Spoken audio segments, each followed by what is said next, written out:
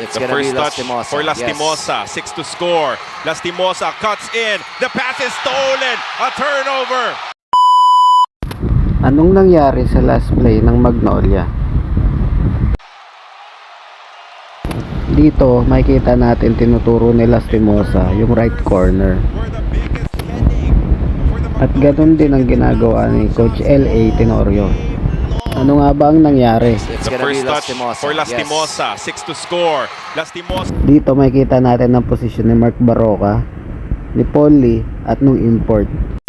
Kung tama tong naiisip kong play, umikot si Baroka para umiscreen para makapunta si Polly sa right corner, at pwede rin kumat yung import sa gitna.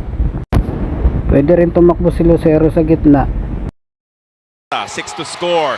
Lastimosa cuts in. The pass is stolen. A turnover. Dito makikita rin natin na nagkukumpulan yung tatlo.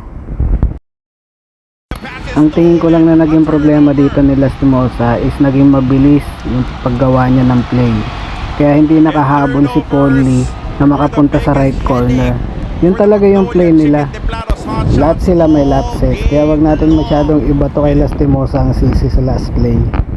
Rookie pa lang ito, kaya marami pa itong matututunan sa PBA, lalo sa gabay ni Coach L.A. Tenorio.